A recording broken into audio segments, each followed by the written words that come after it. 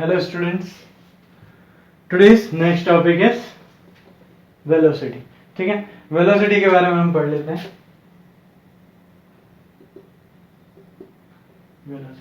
Velocity is what? It is defined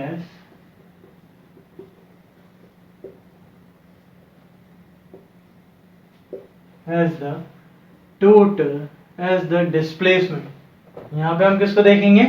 Displacement.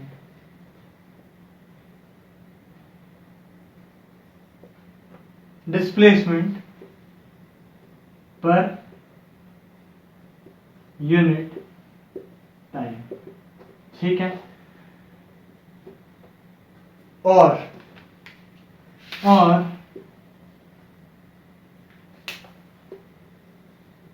it is defined as the rate of change of displacement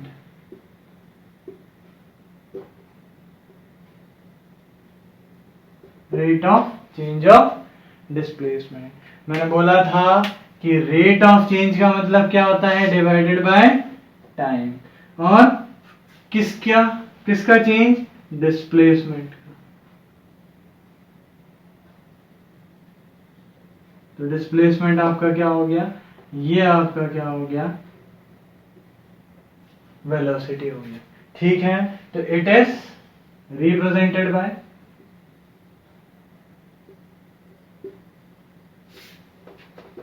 V से represent हो जाएगा. It's SI unit. SI unit क्या होगी? Metre पर second ही होगी, जो आपकी स्पीड की थी. And it is vector quantity.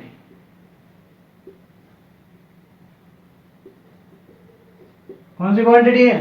Vector quantity. And it can be zero. और इसकी वैल्यू क्या हो सकती है? जीरो भी हो सकती है. ठीक है, जबकि हमने देखा था स्पीड की वैल्यू जीरो हो रही थी क्या? नहीं हो रही थी. स्पीड कौन सी क्वांटिटी थी? Scalar quantity. अच्छा, यहाँ पे ऐसा क्यों हो रहा है? यहाँ पे वेक्टर क्वांटिटी है, यहाँ पे वो वेक्टर क्वांटिटी, वो स्केलर क्वांटिटी थी स्पीड, ये वेक्टर क्वांटिटी है. ऐसा क्यों हो रहा है? यहाँ पे जीरो हो रहा है, वहां पे जीरो नहीं हो रहा था. ऐसा क्यों हो रहा है? क्योंकि यहाँ पे हम डिस्प्लेसमेंट की बात कर रहे हैं, वहां पे स्पीड में हम किसकी बात करते हैं? डिस्टेंस की. डिस्टेंस की करते हैं ना, लास्ट क्लास में पढ़ा था हमने. ठीक है, तो डिस्टेंस की करते हैं. तो डिस्टेंस हमें पता है कभी भी क्या नहीं होता?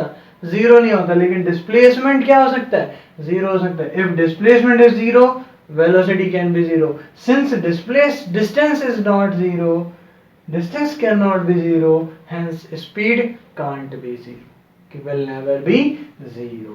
ठीक है, and since displacement can be zero, velocity will be zero. एक तो ये concept clear हुआ. One more thing, distance is scalar quantity, hence speed is scalar quantity. Displacement is vector quantity, hence this velocity is also vector quantity. और vector quantity का मतलब क्या होता है? It can be represented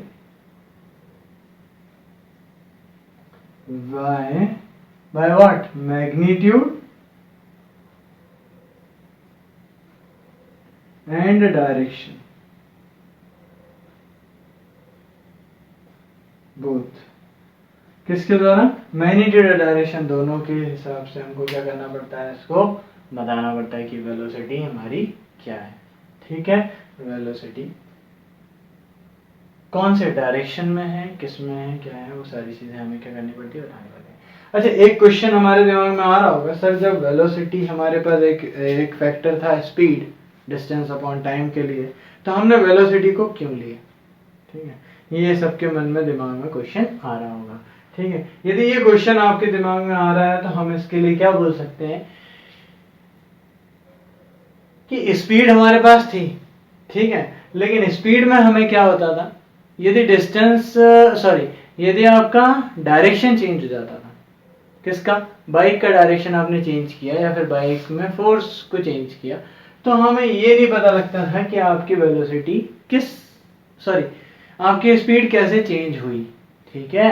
तो for that purpose, to know that, we have introduced another quantity, that is velocity, ठीक है। तो वेलोसिटी का इंट्रोडक्शन क्यों हुआ था? वेलोसिटी का इंट्रोडक्शन इसलिए हुआ था क्योंकि हमें डायरेक्शन वाइज हमारी स्पीड को निकालना था, ठीक है। स्पीड में हमें डायरेक्शन का पता नहीं लगता था कि किस डायरेक्शन में जा रहा है। जैसे एक बाइक है, ठीक है, आप जा रहे हो अपने घर से स्कूल की तरफ, आप अपने घर से स्कूल की तरफ जा रहे हो, तो आपको जब भी स्पीड बताना होगा तो आपको क्या बोलेंगे कि 40 किलोमीटर पर आवर इनकी स्पीड है, ठीक है, वो बता देंगे। इसकी जगह पे हम वेलोसिटी की बात करते हैं, तो वेलोसिटी को हम कैसे बोलेंगे? 40 kilometre per hour from school to home, ठीक है। तो यहाँ पे क्या हुआ? डायरेक्शन को शो किया कि किस डायरेक्शन में यू आर गोइंग, ठीक है। तो जिस डायरेक्शन में आप जा रहे हो उस डायरेक्शन में पता करने के लिए हमें वेलोसिटी की जरूरत पड़ी। अब हम वेलोसिटी में देख लेते हैं कि what is our average velocity. Average velocity क्या होता है, ठीक है। एवरेज वेलोसिटी की डेफिनेशन क्या होती है? तो इसमें तो स्पीड जैसा नहीं रहेगा, एवरेज वेलोसिटी नॉर्मल आपके जो एवरेज निकलता है वैसे ही निकलेगा।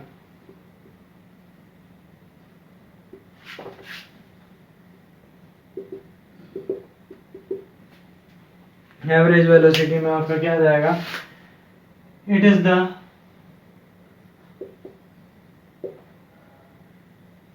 Ratio of total ratio of sum of total number of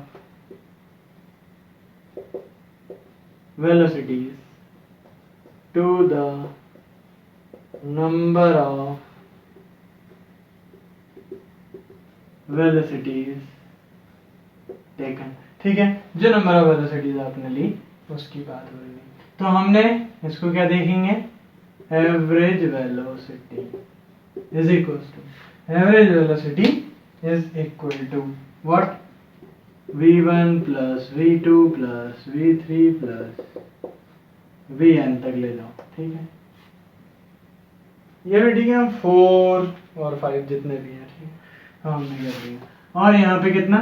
1 plus 2 plus 3, कहाँ तक जाएगा? n तक जाएगा, ठीक है।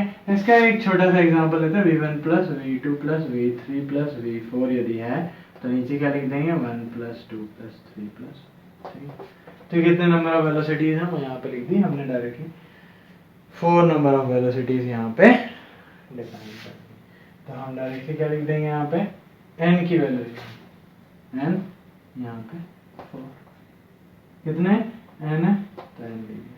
यहाँ पे 4 है तो 4 लिख दिया। 1 2 3 4 4 ही है ना, 4 वेलोसिटी है, नंबर ऑफ वेलोसिटीज लिखा हुआ, नंबर ऑफ वेलोसिटीज मतलब 4। यहाँ पे नंबर ऑफ वेलोसिटीज n होंगी क्योंकि n नंबर जा रही है, ठीक है। ये रहेगा रिप्रेजेंटेशन भाई। ऐसा यूनिट आपकी मीटर पर सेकेंड, अगेन जो आपका किस में था? वेलोसिटी। सेम आपका किस में रहेगा? एवरेज वेलोसिटी में, ठीक है। अब इसके बाद हम जाते हैं किस पे? यूनिफॉर्म वेलोसिटी पे। तो यूनिफॉर्म वेलोसिटी की जब हम बात करेंगे तो it is also the same thing that we have studied in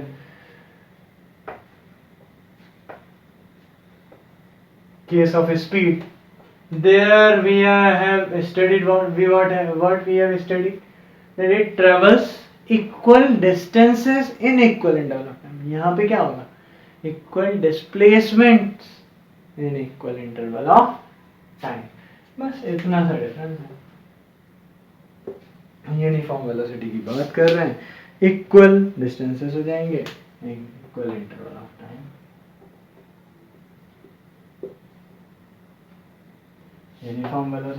uniform velocity क्या हो गई आपकी?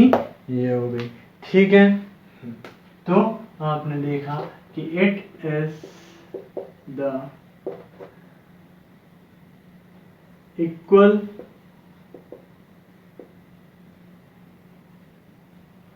Displacements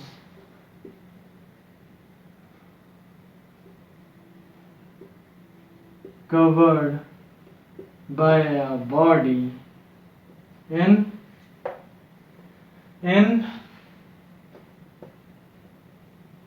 equal intervals of time. ठीक है, in equal intervals of time. ये आपका क्या हो जाएगा, यूनिफॉर्म वेलोसिटी हो जाएगी. अगेन वही रहेगा 5 किलोमीटर्स इन 10 सेकेंड. अगेन 5 किलोमीटर्स इन 10 सेकेंड. 5 किलोमीटर्स इन 10 सेकेंड. यदि ऐसा होता है तो ये आपकी यूनिफॉर्म.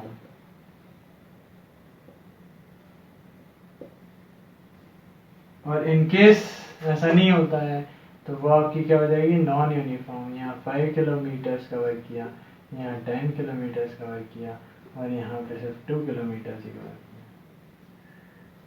टाइम आपका सेम है 10 सेकेंड. यहाँ पे भी 10 सेकेंड और यहाँ पे भी 10 सेकेंड. ये क्या हो गई, non uniform.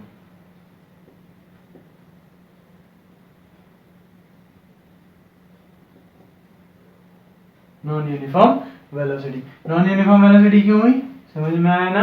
Non uniform velocity की डेफिनेशन क्या होती है, सबसे पहले यूनिफॉर्म वेलोसिटी की डेफिनेशन देख ली.